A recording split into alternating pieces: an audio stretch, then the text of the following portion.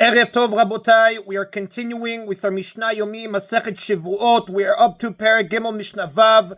Today's Mishnayot should be Le'ilui Nishmat, Neria ben Svetlana Ranbayev, Eliyahu ben Burcha Israelov, Chana bat Miriam, Sason ben Ryan, Yoshua ben Shifra, Menuchatam began Eden, Amen. And להבדיל בין חיים לחיים ולרפואה שלמה ודניאל שלום בן רוזה בתור שאר חולי ישראל ולהחלמה מהרה בנימין אור ציון חי בן דבורה. The Mishnah discusses two types of activities that cannot be the subject of an oath of declaration. Nishba levatel et mitzvah velo bitel.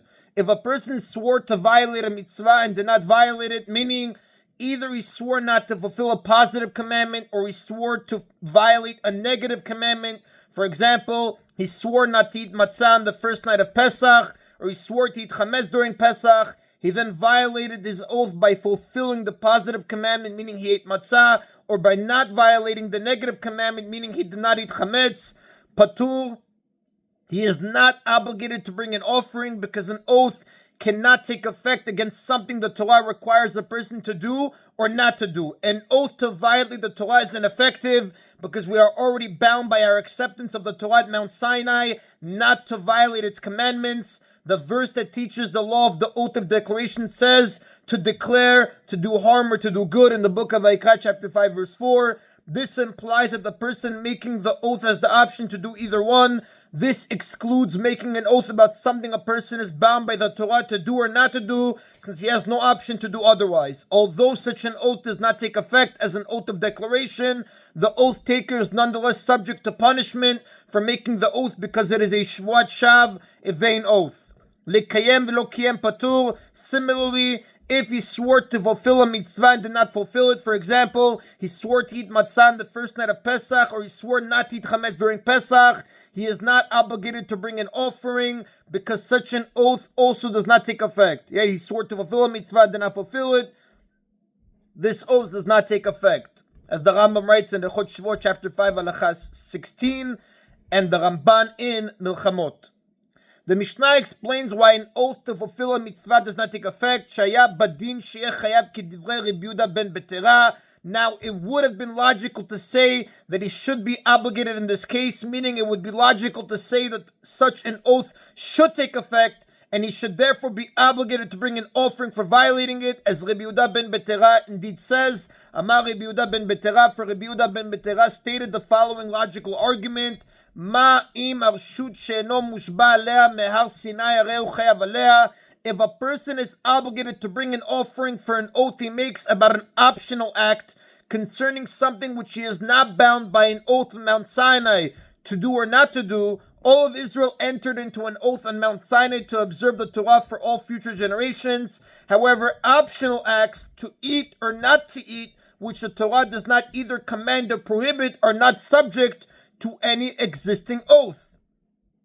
Mitzvah shu mushba alea me'ar Sinai eno din shechayav alea. Then is it not logical that he should surely be obligated to bring an offering for an oath he makes regarding a mitzvah which he is bound by an oath Mount Sinai to do or not to do? An oath to fulfill the Torah is more important than an oath to do something optional. If someone must bring an offering for violating an oath to do something optional, he should certainly be obligated to bring an offering for violating an oath to fulfill the Torah's command.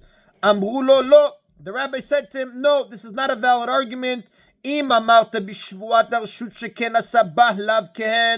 If you say that a person must bring an offering for an oath of declaration about an optional act, that is because the Torah made a negative oath not to do, the same as a positive oath to do in regard to an optional act. In regard to an optional act, the Torah empowers a person to make the oath either way, to do harm or to do good. Tomar b'shvuat mitzvah shelo asa bah lav kehen. Will you say that the same must be true about an oath to fulfill a mitzvah in regard to which the Torah did not make a negative oath, the same as a positive one? The option to either do or not to do does not exist with oaths regarding mitzvot, because a person cannot swear to violate the mitzvah. For the law is that if a person swore to violate a mitzvah and did not violate it, he is not obligated to bring an offering, as we learned in the beginning of our Mishnah. Therefore, just as even you agree that an oath cannot take effect to violate a mitzvah, so too it cannot take effect to keep a mitzvah, because the Torah made oaths dependent on the ability to do harm or to do good. By characterizing the oath of declaration as an oath to do harm or to do good, the Torah in effect teaches that an oath is possible only in regard to matters in which the person has the option of making the oath either way, not to mitzvot where he does not have this option. Therefore, according to the rabbis, an oath of declaration does not take effect even if it is made to fulfill a mitzvah. However, it is still not a Shevuot shav, a vain oath. This is because there is another verse that teaches that it is proper and fitting to make an oath to spur oneself to fulfill a mitzvah. And the Rav tells us that Halakha does not follow the opinion of Rabbi Yehuda ben Petara. And that is in of Mishnah Vav. Mishnah Zayin discusses the law that applies when a person swears to prohibit the same action several times. Shevuot shelo ochal kikar zo, shevuot shelo ochlena, shevuot shelo ochlena. If a person says, I swear that I will not eat this loaf of bread, and then he repeats the oath several times, saying, I swear that I will not eat it, I swear that I will not eat it, v'achala, and he then ate it, and ochav echad is obligated to bring only one offering, because only the first oath took effect. This is because an oath cannot take effect on another oath. Once a person has made an oath about something, he is required by the Torah to keep his oath. So when he makes a second oath about it, he is really swearing to perform a mitzvah. As we learned in the previous Mishnah, such an oath does not take effect. The Mishnah concludes its discussion of the oath of declaration by stating the penalty for violating it. Zohi shvuat bitui shechayvin al zedona makot.